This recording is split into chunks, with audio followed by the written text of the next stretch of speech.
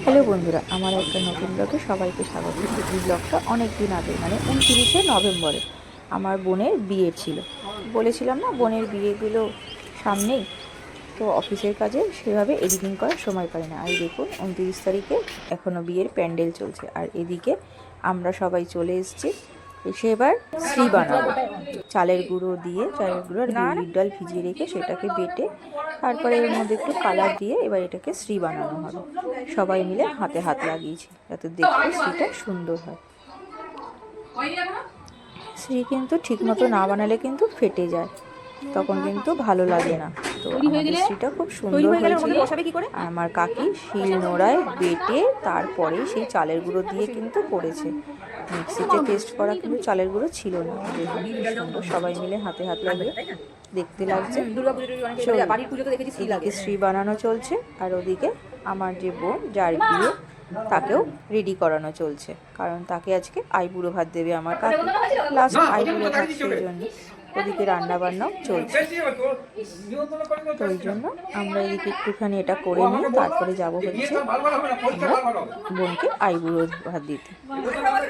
বিয়ে বাড়িতে সবাই কত আনন্দ করে, কত লোকের সাথে দেখা হয়। সবসময় তো এখন আর দেখা হয় না, এখন তো ওই মোবাইলেই ভার্চুয়ালভাবেই যা দেখা, ভিডিও কলিং, ব্যাস। বিয়েবাড়ি মানে একটা বিশাল আনন্দ, যেখানে সবাই আসবে, সবার সাথে হই হুল্লোড়, আনন্দ, কত সুখ দুঃখের গল্প, কত স্মৃতি সব একসাথে। আর আমাদের দেখুন গল্প করতে করতে আমাদের কিন্তু স্মৃতিটাও বেশ সুন্দর হয়ে যাচ্ছে। সবাই মিলে বলছি এটা এরকম করলে ভালো হয়, ওইভাবে করলে ভালো হয়, এইভাবেই চলছে। এটা তো দেখতে সুন্দরের ব্যাপারও তো আছে না। চলুন, এরপরে কালকে হচ্ছে বোনের বিয়ে, সবাই একটু দুঃখেও আছে, চলে যাবে বোন। কিন্তু এই দুঃখের মধ্যেই একটা আনন্দ।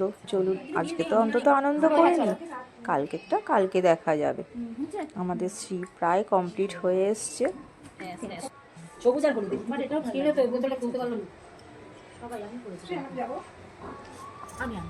আর হ্যাঁ, এই বোনের কিন্তু আমার নিজের বোনের মতো না, তবে নিজের বোনের থেকেও বেশি। আমি এদের বাড়িতে ভাড়া থাকতাম, আর এই কাকি আর আমার ছোট পিসি ছিল হচ্ছে ছোটোবেলার বন্ধু, মানে সই, মানে একই বাড়িতে থাকতাম, মানে পাশাপাশি বাড়ি। আমাদের বাড়ির উঠোনে, আমার বাপের বাড়ির উঠোনেই কিন্তু খেলাধুলা ছোট থেকে বড় হওয়া। আর এই কাকির বাড়িতে আমি ভাড়ায় ছিলাম প্রায় 3 বছর। আমার তো শ্বশুর বাড়ি বারুইপুর, তো সেখান থেকে আমি চলে এসেছিলাম, কারণ আমার শ্বশুর শাশুড়ি কেউ ছিলেন না, সবাই মারা গেছিলেন। তো ওখানে থেকে কি করব, আমার বোন এখানে রয়েছে, মা বাবা রয়েছে, তো ওই জন্যই চলে এলাম। আর এই দেখুন শ্রী করতে করতে বোনকেও রেডি করে দেওয়া হয়েছে, আর বোনকে কি মিষ্টি লাগছে। আর এই শাড়িটা আমি, বলুন তো, এই শাড়িটা আমি বোনকে আইবুড়ো ভাতে দিয়েছিলাম। আর এটা হচ্ছে আমার বোনের মা, মানে আমার কাকি, আর এই যে আমার মেয়ে, আর এই যে আমি। আজকে এখন কেক কাটা হবে। আর এটা হচ্ছে একটা মাসি, এইটা হচ্ছে বোনের বৌদি। আর এইদিকে আইবুড়ো ভাত দেওয়া হয়ে গেছে, কাকি আশীর্বাদ করছে, কাকি খাওয়াচ্ছে আজকে লাস্ট আইবুড়ো ভাত। এই সময়টা সত্যি একটা মেয়ের কাছে খুব দুঃখের। আর এটা হচ্ছে কাকু, চোখে জল এসেই যায় এই সময়টা, সত্যি একটা দুঃখের। মেয়েদের সব কিছু ছেড়ে যেখানে মানুষ হলাম, যে মা বাবা আমাদেরকে আমাদের পরিচয় দিল, সব কিছু ছেড়ে অন্যের পরিচয় আবার আমাদেরকে বাঁচতে হবে। মা বাবার পরিচয় ব্যাস এইটুকুনি সময়ের জন্য। কেন এরকম হয় সেটাই বুঝি না, কেন এরকম নিয়ম, মেয়েকেই কেন ছেড়ে চলে যেতে হয়। এমনকি মেয়ে মা বাবার দেওয়া প্রথম পদবিটুকুনিও চেঞ্জ করে নিতে হয়। চলুন, বোন আইবুড়ো ভাত খাচ্ছে, আর এদিকে সন্ধেবেলা আমরা যাচ্ছি গঙ্গা নিমন্ত্রণ করতে।